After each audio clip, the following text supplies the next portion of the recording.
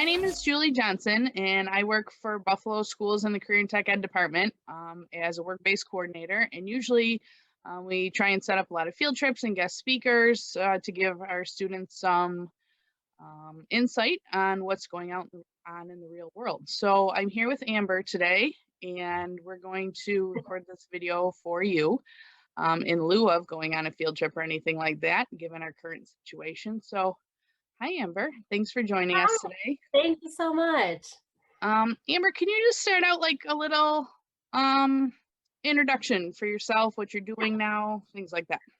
Of course. So I'm in real estate. I'm a real estate agent. I'm actually on a team, this is the Cody sales team, and we're with Howard Hanna. So even though I am on a team and I work for a brokerage, that's required. You have to do that to be a real estate agent. I am technically still an independent contractor. I have my own LLC.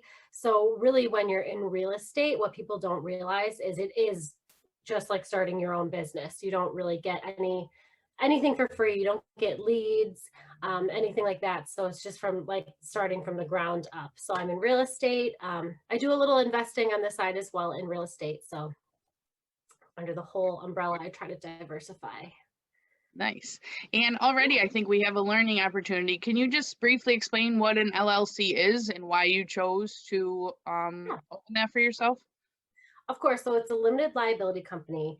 I did it through my accountant and an attorney, and I basically did that for tax purposes. So even though it's just me, I'm still on a payroll, so they pay me my check, and then they also take out taxes every month, so I don't have to kind of do that myself. And then you would suggest that for anyone looking to start their own business or working for themselves? Yeah, definitely. I think it's there's kind of a misconception where if you're in LLC, you have to be like three people or more. That's kind of how I felt. And my accountant said, I think this is a great opportunity for you, um, for, just to kind of help on the back end business side because they do take care of the taxes and everything, but also to like protect yourself from, any legal liabilities. Good. Not any Okay. legal liability, but most. All right. Okay, and let me take you back a little bit, if you don't mind. We're gonna rewind your life a little bit, and let's think about high school for a little bit. Tell us where you went to school, what your high school experience was like. Yeah, so I went to Kenmore West. I actually, before high school, went to a Catholic school. So I went from a class of like 30 people to 420 people at Kenmore West. So the way to get involved, I was a cheerleader. I also did the musicals and I was in student council. So Okay. I tried to, make friends that way, which worked. So. Oh, good. And what did you take any classes there, like business type classes in high school, or did you have like an entrepreneurial type mind or experience in high school at all, or? Yeah, so to be honest, I tried. My dad owns his own business too. He's in like commercial flooring, which I didn't really want to be in commercial flooring, but I always loved the idea of owning my own business. We had an internship program at Kenmore West, but it wasn't really developed yet. It was just new. And I didn't know what I wanted to do. And you kind of had to pick and focus in on one thing rather than, being able to try out a bunch of different things. So I didn't end up doing the internship program. But I always kind of knew that I wanted to start my own business and work for myself. I just didn't know like in what capacity. So You didn't know what your niche was yet or what you're passionate exactly, about yet, which a lot of high exactly. school students don't, right? Yet, like, And I think I wanted to, own my own business, but everyone was so, oh, you have to go to college. They really pushed college in high school, which college is a great option. But I think there are other options. So I think that was what was kind of lacking with my high school experience. So I went to college and I studied business because, again, I was like, business is applicable. I know I want to be a business owner and business is applicable, to a lot of different things. So college is kind of more where I learned what I wanted to do. And it was because I was in college, I was a business major, and I was living off campus with like 7 other girls, and our rent was so high. Mm. And our landlord was very like hands off. So I was, this little, I don't know, 19-year-old, and I'm like, I could be a landlady. So that's kind of where it all started, like seeing the inner workings of, real estate in the background. And I always had, a weird love for houses. I used to, like look them up online. I always would go to Zillow and look through my dream houses. So that college is more definitely where I decided that I liked real estate. But I went for marketing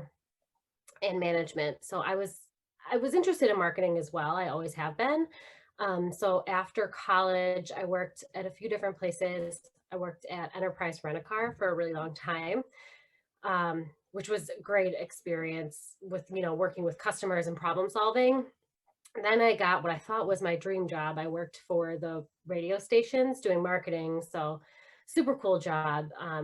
You get to kind of sell different marketing opportunities and also, work with the radio station. So I was like, this is perfect. But then I thought, I've always had this interest in real estate. And if I don't pursue it, then I thought I would regret it. So I got my license, decided to work part-time, and then I just took the jump because I said, this is the only time in my life where I'll be able to really, build a business, because I was already used to not making any money. I went to college and ate Yeah. beans. So Yeah. Yeah. I was like, I can, live off of nothing to start my business and really just invest. And then that's kind of where I took it from there. Wow. All right. Jumped right in, yeah. Yeah. And if you don't mind, I'm just going to back up a little bit, maybe to help Yeah, our students out. Yeah, no problem at all. The college experience. There's a big push in college, for you in high school. How did you, and you wanted to go for business, but how did you narrow in and select the college? Did anyone help you with that process? My mom helped me a lot with that process. And I also had a teacher in high school who senior year really focused on college. And then we had actually, I was in AP, so we had like a month or two after, and we did like college prep and then life classes, which were great. Just like the things that they don't really teach you. Yeah. She taught us that, and then it really like helped prepare you to, like live on your own and go to college and stuff. So I would say my one teacher and my mom definitely helped, but I went to Brockport. I got a scholarship. So that was a big, push for me to go there, because I'm 17, I don't want to go into too much debt. So I went to Right. Brockport because I got a scholarship, and it was close, to home, but my mom wouldn't come there every day. That was, that's really what motivated me to go there. And they have the number one, the top rated food. So I went Oh, well, that's always that's always a deciding factor. in the SUNY system. So that's why. Yeah, and it's far enough away, like you said, that your mom wasn't going to come visit every day, but you could go home and do laundry or whatever whenever you Right. felt like it. So I So, could be independent, but if I needed help, I could just come back. okay. And how did you feel? Did you feel prepared enough, like when you entered into college your freshman year? Um, what did your typical day look? Did you feel prepared, like high school prepared you enough, or what were your stages in the beginning of your college experience? Yeah. So college was great. I was petrified just to be on my own for, the first time, really. I think my high school experience prepared me, but I don't think they had like as many options as you do now, which I really wish I would have had, something even like this. Because like I said, I just kind of went in, I want to do business, but then Business they is so teach you this, broad, right? exactly. So Yeah. I was prepared, but I definitely still didn't know what I wanted to do. And did you feel like other students, like your friends, were in the same boat and what that you met in college? Like everyone was kind of just there and figuring Yeah, themselves out, or? exactly. I felt like my friends were, unless some people are just grow up and they say, I want to be a doctor, Mhm. and I didn't have that luxury of really knowing where I fit in yet. So a majority of my friends, definitely, we were just figuring it out kind of as we went. And a lot of my friends at Brockport were my friends from high school. So I think we kind of had the same experience, most of us, where we felt, well educated, but we didn't know where to apply that yet in college. Okay. And then, so you got the job at Enterprise Mhm. and you worked there for a while. And then what skills, now we wouldn't call that like an entrepreneurial adventure, right? But what kind of skills might you have learned there that gave you the confidence to kind of go out on your own and into real estate? Yeah. So when you are renting a car, it's typically a very stressful experience. Like you're either in a car accident or, you're going on vacation, you just got off of a plane and, people are grumpy. So I think it definitely helped with my customer service. I mean, you're just out there with the general public and normally they are not very happy when they're going to rent a car. And it was really a great problem solving experience too, because obviously you had to have all the cars for your rentals, but also you didn't want to have extra cars sitting on your lot because that's just, money that you're wasting money. And I became a manager there, and they really kind of let you run your own branch. So you would get like commission on the, how well your branch did. So that was kind of like I dipped my toe in the water with that. I was like, I could run this whole branch. I'm doing the back end. I'm, managing people. So that definitely kind of, I got a little taste of the entrepreneurial side of it, and I really Mhm. liked that. But then I got my, what I thought would be my dream job at the radio station, and I took that. So, but I think it was two different experiences that definitely helped, solidify what I really wanted to do, because I said, this is my dream job. This is what I went to college for, but I feel like I could be happier doing real estate. So that's why I kind of pivoted to that. And then you jumped to now when you work for radio stations, you don't work, do you work for just one at a time or a company that owns a bunch of them? And then what was your you did marketing for them. So how did you market the radio stations? Yeah. So there's one company that owned 4 radio stations, that cluster. And then basically you would sell like ad space, obviously on the radio. And then online, there's digital advertising. If you've ever listened to the radio online, you see there's like a banner and, there's people all over the sides. Um, and then also events. So if we had, like Taste of Country was a big event that you could market at, and it got my creative skills really flowing because you could do like really whatever you wanted. Like there's um, Toyota, a dealership, does, listen in the back of a tailgate, and that's kind of like was their sponsor. So it's just super cool, creative ways of marketing that I really did love it. But I said, there's, you can only really reach, you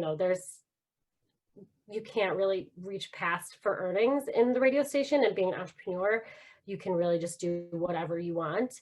And also I thought being an entrepreneur would fit, my lifestyle a little better, because being, in real estate, I thought I could hustle hard when I'm really young, and then, maybe kind of take my foot off the brakes or the gas a little bit when I'm older, because I've established, my reputation and my brand, and I'm just working off of referrals. So the radio station was an awesome opportunity, and I'm very glad I took it, because it gave me a bunch of skills to get to where I am now. And also, that's what I thought I would love. So I'm glad I took it. I don't regret it. It definitely prepared me well for where I am now. Okay, and let's talk about now where you are. And can you describe kind of what a typical day looks like for you? Like, Yeah, what does Amber do of from 9 to course. 5 or? So being in real estate, it's 24/7 basically. So you can show houses at any time. All day. So every day is different, obviously, but typically, I wake up in the morning. I try to do something consistent, because when you're an entrepreneur as well, work-life balance is really hard, because you just really don't know where to stop sometimes, and you're your own boss. So you just keep going. So I try to wake up and work out, have something consistent in the morning, and then I'll do my back end work. So I'll do all of my follow up. We have a CRM system which holds all of our clients, and I'll just follow up with all of them, say, hey, I saw this house. I think you'd like it. Let's set up a showing. Or, did you get pre approved yet? How far are you in the process? I do my little back end work. Mhm. Then being in real estate as well, you're showings are typically after, the normal workday and then weekends. So I'll set up all my showings, which will normally start in the afternoon. And then I'll be showing houses all night. And then, maybe write up a contract if the contracts are due right away, if someone likes the house. So I'll write an offer then, or sometimes there's, offer due dates, so I can wait and do that the next morning or whatever. But so that's typically, I would say in the morning is like my back end work, or if there's a buyer consultation, if someone wants to buy a house and wants to meet, doesn't know what to do, then I'll have a buyer consultation. So they'll come into my office. I'll kind of go over the whole process. I'll set them up on a search. That's normally during the daytime, and then nighttime, I'm just out of the house all day. All right. A lot of our students in the entrepreneurial program are taking like a social media type marketing course. Yes. Can you touch upon the importance of social media or how you use it in your everyday job, and also like how you see maybe technology evolving in the future with real estate? If yes. So social media is huge, and I'm so glad that I was a marketing major because it really is applicable.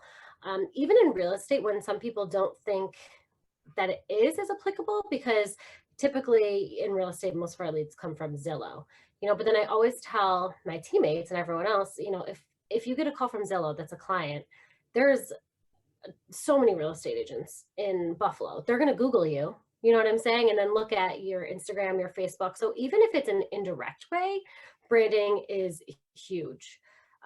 So in every single business, there's competition. So you have to find a way to set yourself, apart from that. And I've really tried to do that with, my brand, and especially being younger, I feel like it builds trust because, maybe they don't think you have that experience, but you can show them through your branding, like, oh, just closed this house today or did this. So that was kind of a struggle for me, but also an advantage, because in real estate, it used to be called like the retirement, people would quit their real job and then become a real estate agent when they were older. Mm-hmm. So I was up against, a lot of older people, and I think just people trust that an older person has more experience because they're older and they do have more life experience. But being younger, I was very well versed in all of social media. So I was really pushing my brand out there where some older people kind of didn't. So they were just waiting for leads from like their center of influence or anything like that. And I was really pushing, my online presence, which really helped and set me apart. Okay. And then do you see that continuing or technology changing at all in real estate, or? Yeah, so real estate has already evolved quite a bit. So instead we don't, paper contracts are kind of far gone. They used to, if your client wanted to write an offer, you'd have to meet up at their house and sign on your card, things like that. But now we have like electronic signing systems. We have, all of our listings and everything, the MLS, everything is now on your computer. And then especially with the coronavirus, I mean, we've really had to kind of adapt.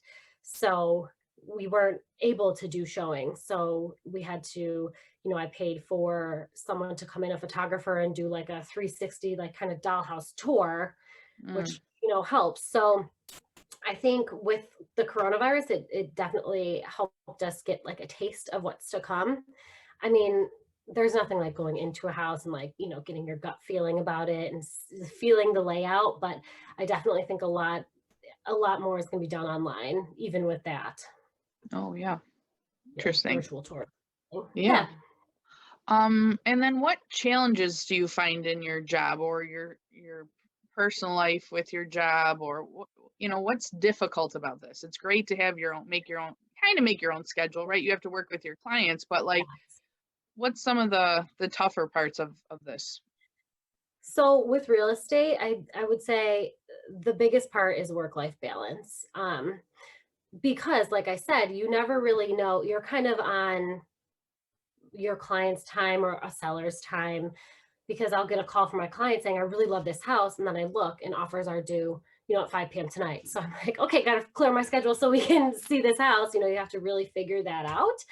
And it's hard, But I feel like if you have more time management skills, that definitely helps. But also, you do have to put yourself and your personal life first sometimes, and just, try to schedule that showing for another time. But it's super hard because, too, I mean, like I said, there are so many real estate agents out there. If I can't show you that house one day, then someone else can, and a lot of times they're not signed on with you. So that's why I'm on a team, is because I like being my own entity and my own business, but I also, I missed having that support and even that like camaraderie of other people. So that's why I chose to be on a team, is because it really freed up, some of my personal time. If I did want to go on a vacation, I can just have one of my teammates cover, for a weekend or anything. So that's kind of why I'm on a team. When people ask, you could just be doing this by yourself. And I'm like, yes, but I mean, in order to maximize what I can do, then being on a team definitely helps. And obviously, just another challenge is starting, because you really, like I said, you don't get anything when you become a real estate agent. They just say, here you go. That's really it. Yeah. So you don't get any like leads or anyone coming, to you. So the first year is definitely challenging, but I mean, just the potential after that's what kept me going. Just knowing that, if I work hard, then I'll just, it takes a little bit, but then it's exponential once you get really established. And then so you work for yourself, right? But then we see signs up in front of people's houses with like Hunt Real Estate and Yeah. Realtor. And so can you Yeah. explain like how those work together? Like you work for them, or how does that work? Yeah, it's very confusing. So when you're a real estate agent, you're an independent contractor, but you do have to hang your license with a brokerage. So like Hunt, Howard Hanna, Keller Williams, you have to have the brokerage behind you, or you can start your own brokerage. That's an option, but I mean, you can't start a brokerage right away because you have to be a broker. So when you start, you have to hang your license with a brokerage. So I am an independent contractor, but I do work for Howard Hanna. And then I'm on a team as well. So it gets a little confusing because I'm my own, LLC, but then I'm on a team with Jason Sakoti, who we all work for Howard Hanna. So Oh, okay. I know it gets confusing, but so I have my own business, but I'm on a team at a brokerage. But All right. that's how you have to do it. So Yeah, and what's the dynamic of the team? So you said like if you wanted to go on vacation or something, they can show the house for you or something, but it's got to be a little bit more than that. Like how does your group work inside your team? So every team works differently. I've been on actually a few different teams too. I liked this one because it's the most independent. He really lets us, like, I have my own logo. I have, everything like that. So you can be your own individual self, but you have the team's basic like support. And then also too, if you do buy like Zillow leads, then like they're being able to we share them collectively as a team. So like I said, when you just join a brokerage, you don't get leads, but on a team you might, because that might just be one of the perks of the team. And then how does Zillow work? Like how does a lead get to you? I'm looking for a house. I just type in on Zillow, like, oh, this looks great. How does that Right. end up at your desk and not at somebody else's? Right. So when you go on Zillow, you'll notice like on the side, I think it's the right-hand side, if you're looking at a house, it'll say like contact an agent, or typically there's 3 different agents there. That's actually paid advertising. So if Okay. you're like, oh, I like a house, then it'll say contact an agent. You click it, and then whoever basically paid for that spot gets your phone call. So very competitive. And that's why as a team, you get to pool your money, so you get more, advertising than just a normal agent. And that's how you market yourself that way too. Yes. Yeah. And then, but again, if I get that phone call, it's just a cold lead. They don't know who I am. They just clicked contact an agent. It's very confusing. So that's why I always like to say the social media behind it definitely solidifies your professionalism, your experience. And that's why I really like to pair the two. And then, so you as a person, then what do you think some of your strengths are that make you a good entrepreneur or work for yourself? Like, what are some strengths that you find that you have? Yes, I would say my biggest strength is, and this is kind of a weird one, um, is my organization and my time management. So I am like organized. If you've seen like the home edit, that's like my life.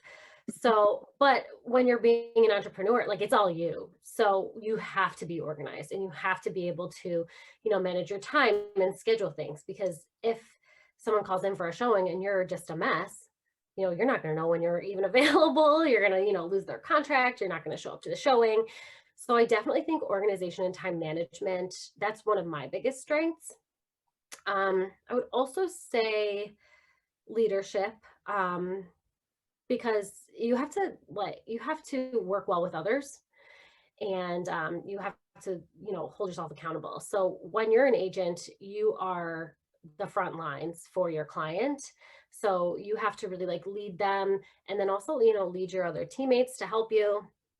So I think leadership, compassion and resilience. I don't like to say sales, because I mean, sales sounds like a put off, but when you're helping someone, that's how I try to look at it. And that's why I think I do so well with sales is, when I'm trying to help someone find a home, that's great. I'm Mhm. not selling them a home. I don't want to sell them a house they don't like, because if, if they have a bad experience with me, that word of mouth is going to just kill my business. So I always Mhm. try to think of it as, if someone's calling in, I'm not trying to sell them a house. I'm trying to answer their question and help them, and then see how I can help them more. If they're calling to see if that house is under contract or if they can see it, then, I'm answering their question. Obviously, I'm saying, yes, it's under contract, but what are you looking for? Let me help you find another house.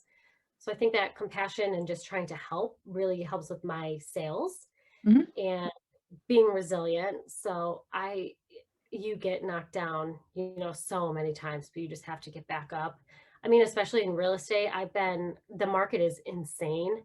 Mm. I've been working with clients for like over a year at this point, just because every house there's 50 offers. So Yeah. you kind of have to, again, be that leader and say, it's okay, we're going to keep pushing through. We're going to get this house. Or if you have just a big deal and something dumb happens and it falls apart, you have to get back up. It's hard. And I'll give myself, sometimes 30 minutes to just cry about it. Yeah, Then I'm sure. backing up, Yeah, yeah. Yeah. So I definitely say, but then, if that big house does come crashing down, you don't get that commission check, kind of goes back to the organization and time management. You have to make sure you have money to pay your bills Mm. the next month, because Yeah, it's feast or famine, especially in real estate. So yeah, going back to the organization, making sure that you can still be viable, if you don't get a commission check for 3 months. yeah. um, I think that's what really keeps me going in the back end, just at like a basic standpoint, is the organization and the time management. But then everything else will help with my sales and with actually, making money. So Right, right. Good stuff. And did you have anyone that helped you when you first got into real estate? Like anyone you'd consider a mentor at all, or was it just kind of you out there doing it? yeah. So I didn't I when I first got into real estate, I was still working at the radio station, and I thought I would get a lot more, help and training from a Hmm. broker. Um, but I like I said, I kind of didn't. It's just they really treat you like it's your own business. So I would like go into the office, but I didn't really know what to do. So when I actually quit the radio station, the branch manager for my first branch said, on this team, you can become an assistant and get paid and also learn, and then transition into being a full-time agent on the team. So when I first started, I was on a team as an assistant, so getting paid, not much obviously, but I was just happy to be getting paid and also training. It's like unheard Sure. of in real estate. Yeah. So I did that, and I had on my first team, my mentor, her name is also Amber, actually, and which is weird because it's not a common name, but in real estate, I guess every Amber goes into real estate. But and she's still on my team to this day, but she trained me. And because you really don't get any training at all. So I was very lucky and fortunate to be on a team, because then they train you, and it's more like an office environment when you're on a team. Hmm. So, so I definitely have a mentor, and she's on my team now. Her name is Oh, Amber. that's nice. Yeah. Yeah, and we still if I have a question or if we're trying to work through a situation, I'll call her, and, so she's still there for me. Thank God. Great. All right. And then for all the other Ambers out there in high school, and for anyone else who's considering real estate and they're in high school right now, what do you suggest to them? Like, what path do you suggest for them? Classes, things to focus on to improve themselves to be better real estate agents, or just entrepreneurs in general? Yeah, so I would definitely say if you're interested in real estate specifically, try to shadow someone. I'm sure, I'm more than happy to, work with you guys, but everyone knows a real estate agent, I feel like. So I would definitely say shadow, because it does cost. It does cost to become an agent, to take the classes. You have to pay to take the test. I think it's like $2,500 total. So it's a big commitment, especially at that age. So I would definitely say, if you're interested, to try to shadow someone. Or if you're interested too, a lot of agents or teams are looking for like the assistant, like I did. So, if you're interested in that, or there's, you could become like a showing agent, but there's some criteria you have to do to become one of those. But I would either shadow or try to find someone that's looking for like an administrative assistant, because that's the best way to learn, is, through that way, because you're actually doing, typically you're making a timeline, making sure all the transactions go through. So that's what I would say for real estate.